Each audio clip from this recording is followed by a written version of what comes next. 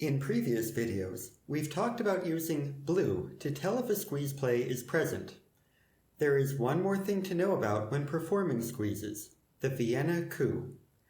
I know, it's an intimidating name. Coups are usually rare, complicated master strokes, such as the trump coup or the scissors coup. That's not what this one is about. The part that's worthy of the term coup is just figuring out the idea in the first place. Once you know what a Vienna coup is, it's easy to recognize one and dead simple to perform it. A Vienna coup is just a fancy name for cashing all of the extraneous winners in the other hand before playing the squeeze card. Yes, that's the whole thing. Playing all the spare winners in the hand opposite the squeeze card before playing the squeeze card itself. As a motivating example, consider this deal and check for blue. For condition B, our left-hand opponent is busy holding the guard cards. For condition L, we have 3 winners in 4 remaining tricks and just the one loser. For condition U, both threat cards are upper of our squeeze victim. And for condition E, we have an entry in spades. Furthermore, the spade threat is in that same hand with the spade entry, so the UE exception doesn't apply here. So all of blue is satisfied, and there ought to be a squeeze. But look what happens when we play the ace of diamonds. Our opponent can safely discard a club. And now we're stuck. We have to discard one of the threat cards from the dummy, and afterwards, our left-hand opponent will be safe to discard the guard card in that same suit, and they will win the last trick with the other guard. What went wrong here?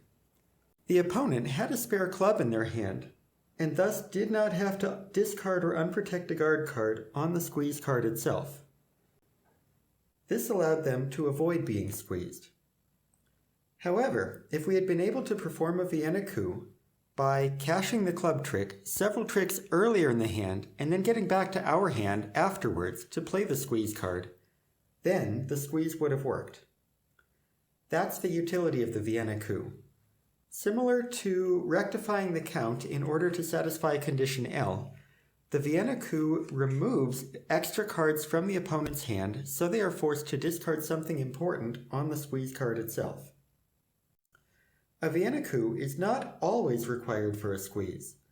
If I swap out the club trick for a heart trick, and I give the opponent an extra card so that we can't just run the suit, the squeeze can succeed even though one of the aces in the dummy isn't necessary for the squeeze itself. This time, when we play the squeeze card, our opponent must unprotect one of the guard cards immediately. Whichever suit the opponent discards, we can discard the opposite suit from the dummy and take the rest of the tricks. But this can be hard to see. Double dummy, this is straightforward, but when you're at the table and can't see the opponent's hand, the advice from the previous video of watching for the guard card in the suit without the entry doesn't apply because both threat suits have entries. So you might discard the wrong suit even if the squeeze has worked.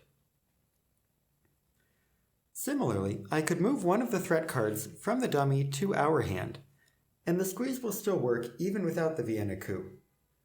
But if I swap the opponent's hands, the squeeze no longer works again, even though all of blue is satisfied. When we play the ace of diamonds, we must discard either the spade threat or the transportation back to the heart threat, and afterwards our opponent will be safe to discard the guard card in that same suit. It might look like the UE exception is preventing the heart from being upper of our new squeeze victim.